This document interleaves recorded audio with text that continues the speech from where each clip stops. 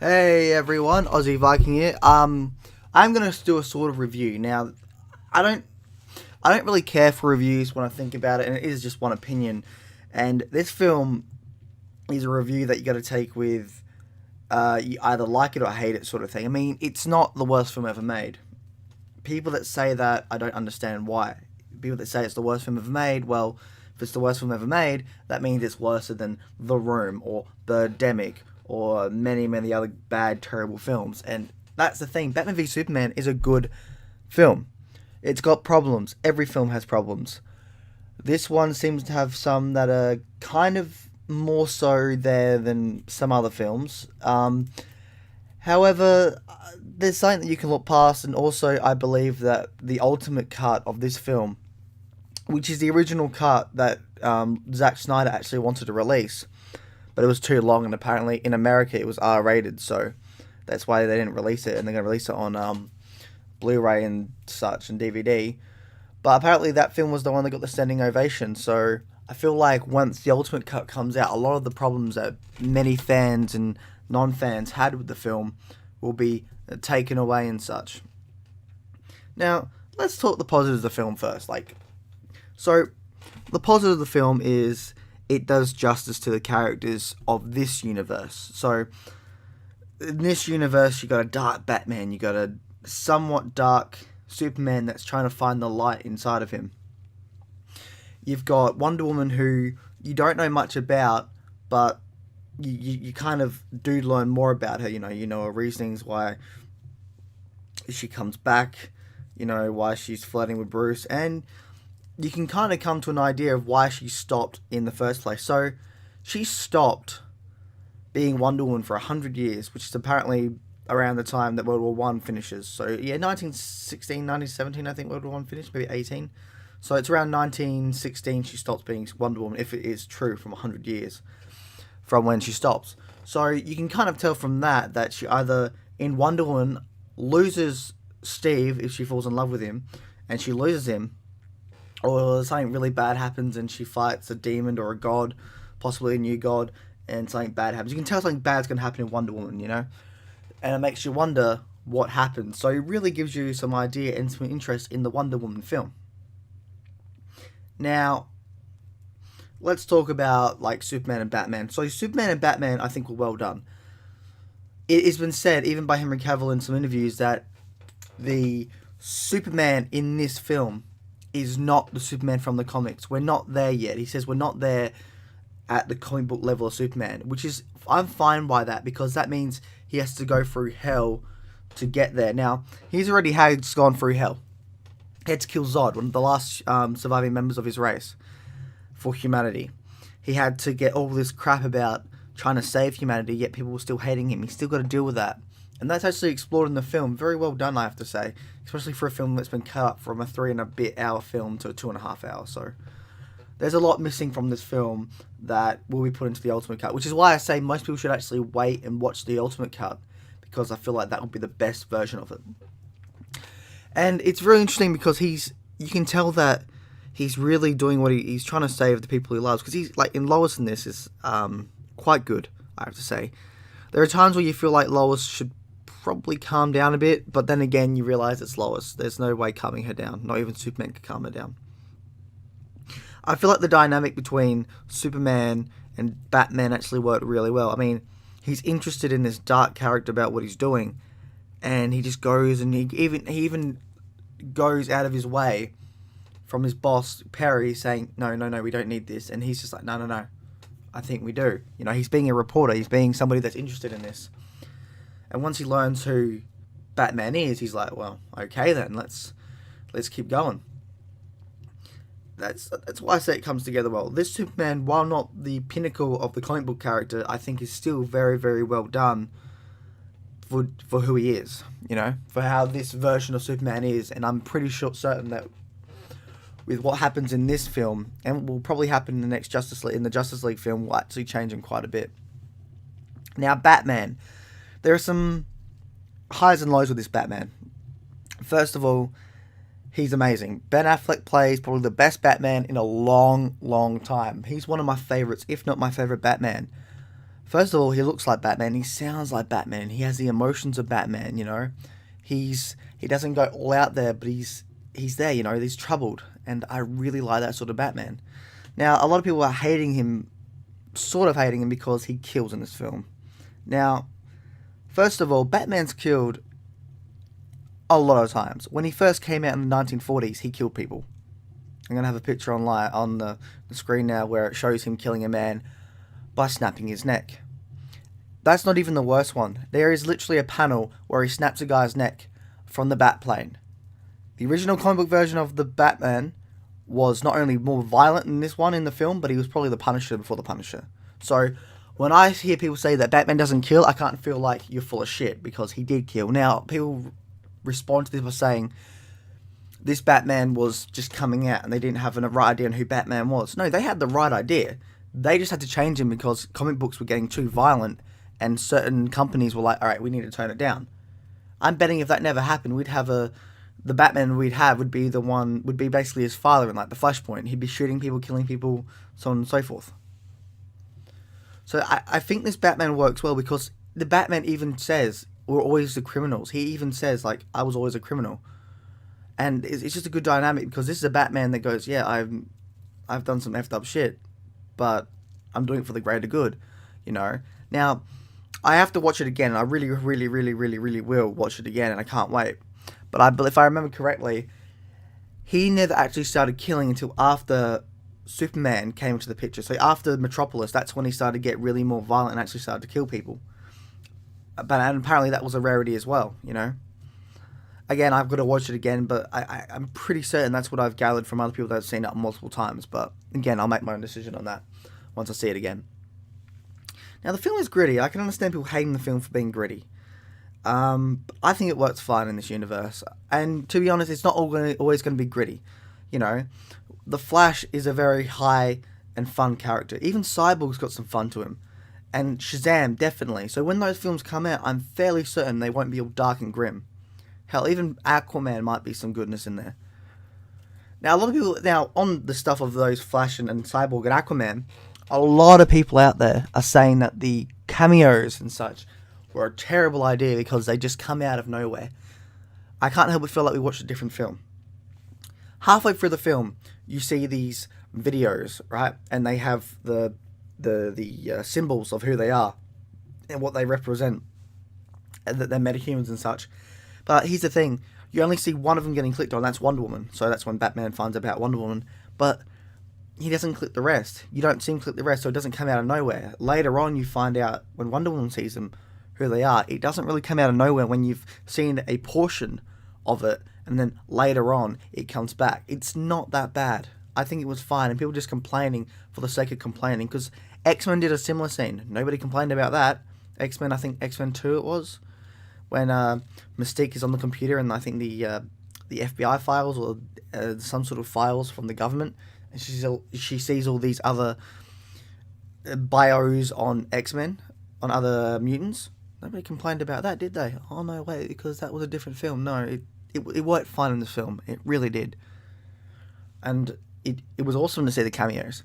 The only weird cameo I had was Aquaman, because he's like, for 30 seconds he's slowly coming out, and then he just blows them up with his trident of Poseidon.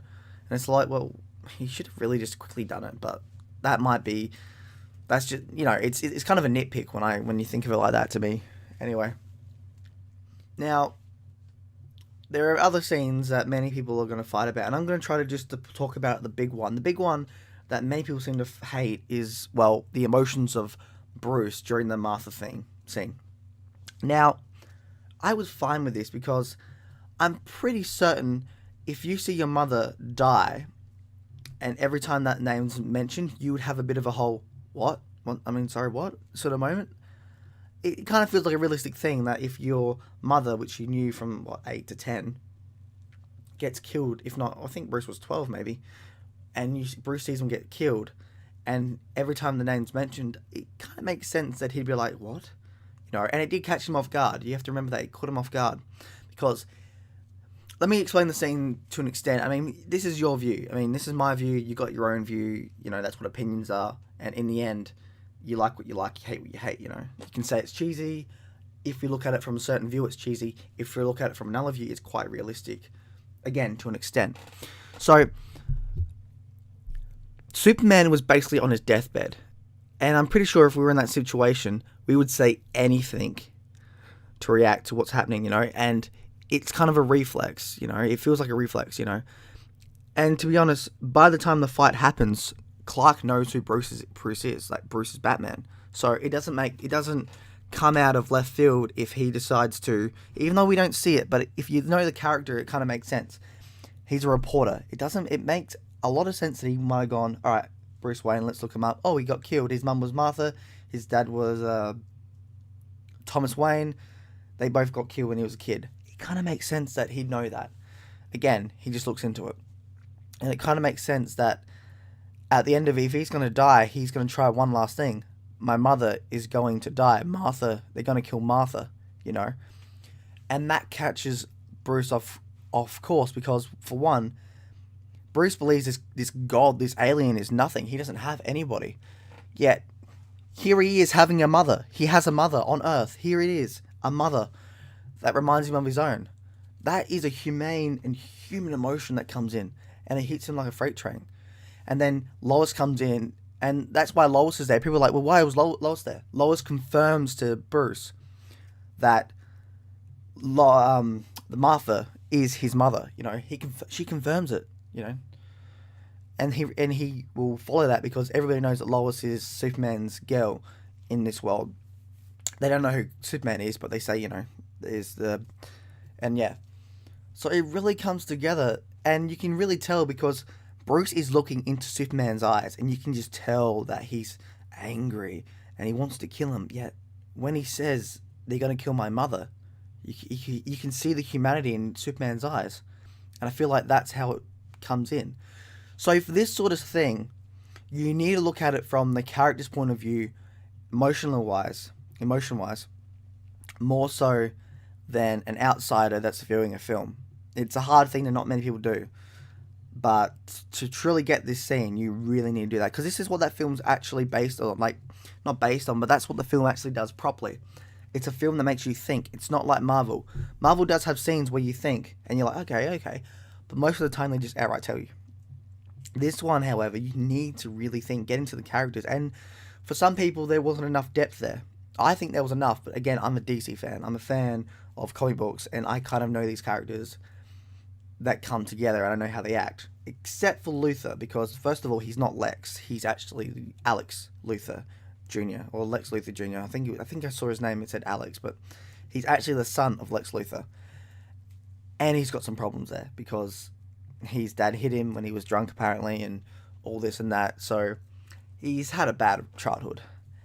And truthfully, on Jesse Eisenberg, I think he was a great Lex Luthor because he's not Lex Luthor. I mean, he might call himself Lex Luthor so he can delete the name, wipe the slate clean with his father and be like, no, I'm Lex Luthor, but technically he's not Lex Luthor because he's the son, you know? And I thought he was great. He did some craziness stuff well, and his motivation is kind of there. So the motivation would be, I mean, Lex in the comics and the cartoons and all that helped build Metropolis. It would make sense that after Man of Steel, he would feel anger towards it, just like Bruce does.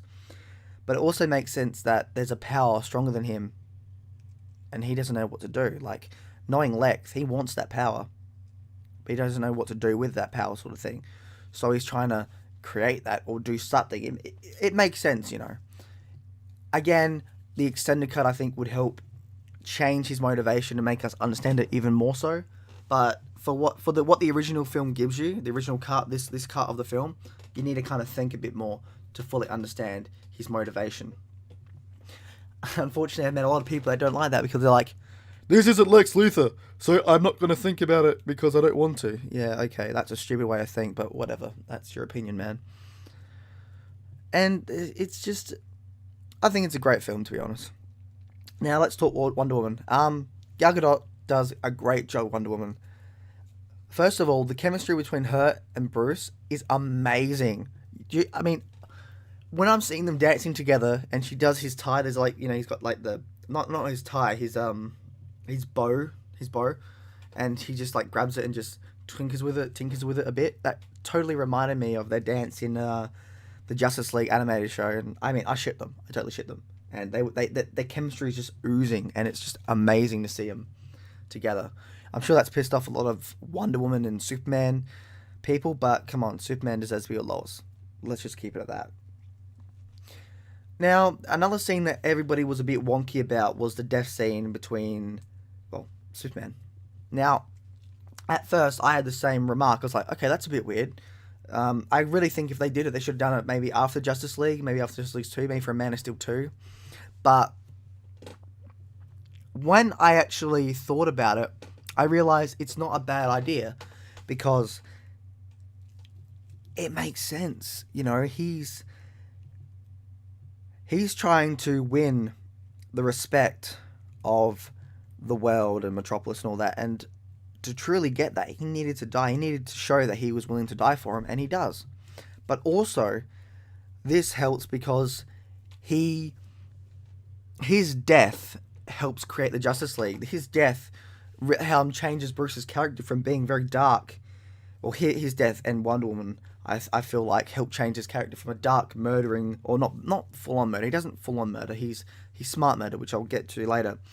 But his character changes from a very dark person to a respectable person. Goes, this alien from this god from outer space who killed many people, sacrificed himself to save them. He's changed his viewpoints, and he's gone, okay, I was wrong. Bruce was wrong. Batman was wrong, and that must be a big shock for him.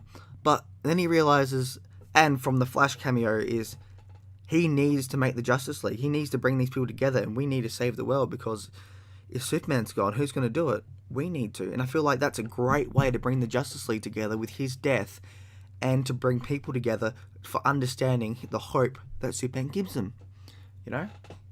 Now, again, this was a thing that many people don't like, and you kind of need to think about it more so to truly understand it, unless you're a mad fanboy like certain Angry Joes and such. But I think it worked. It really do.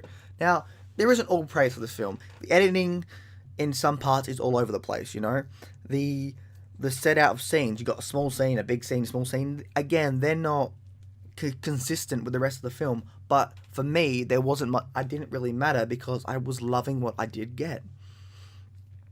Most of the scenes come together and forward the plot. It's a smart plot. To an extent, it's a smart plot. And I really did love the dialogue. The dialogue in this film is superb. Okay, the writing dialogue in this film is great. The overall writing in this film, it's really hard to tell, really. There are times where it's fantastic and times where it's a bit eh. But I feel like, again, the extended cut, this film they should have really released the 3-hour plus version of this film for us to understand. But unfortunately, we didn't get that. Overall, though, this was a fun film, and I cannot wait for the Justice League. I can't wait for Wonder Woman. I can't wait for Suicide Squad. What happens after this universe. I can't wait to see any of that. I can't wait for Justice League Part 2. I can't wait to hopefully see the New Gods. I can't wait to just have all of this. I really can't wait for what comes next. And as a DC fan, I'm just ecstatic about how great it was. The fight scenes in this were great. The emotions these characters felt, while smart, you had to think about it, were great as well. On the other hand, on the Batman, he fights. This is the best fighting Batman I've seen ever. He fights like the Arkham Knight.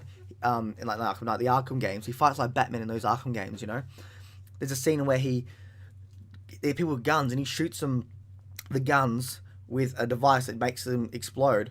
Basically, the explosive gel. And then he comes in fighting and such, and he stabs guys. He stabs them not to kill though. He stabs them in the upper shoulder and such to stop them from moving. Now, this is where the killing stuff comes in.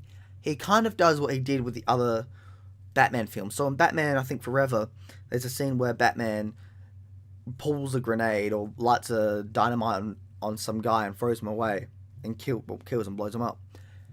He does something similar to that where he's fighting these groups of guys, and there's this guy with a grenade, and he grabs the grenade out, pulls the pin, about to throw it, but then Batman throws a guy at him. Now, and the grenade goes flying. The guy, stupidly enough, basically kills himself by getting up and grabbing the grenade, and he explodes. Now, the death in this film, while not many, if you count Batman style, and actually overall there's not much death in this film, if you don't count the granny's piss scene, or what, not piss scene, the granny's peach tea. You'll understand if you see the film, which I'm sure you would have seen the film already if you're watching this spoiler review sort of thing.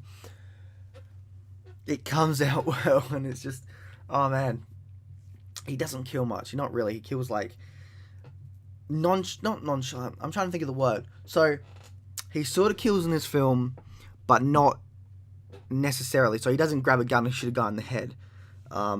He doesn't, grab a knife and stab somebody in the throat. He doesn't do anything like that. He doesn't mean to kill him, but it's like, oh, I've taken a guy out who I've like broken their arm, and their arm's been broken. He's shot, and he's accidentally shot one of his own guys, sort of way. Accidental death, which kind of makes sense. I mean, he's not technically killing him, and this is something that all Batman films do. All the Batman films, even the Dark Knight, Batman Begins, Dark Knight Rises, all of them have very similar scenes where he kills people without actually killing people. He'll take guys out and they'll kill somebody, so technically it's the same thing.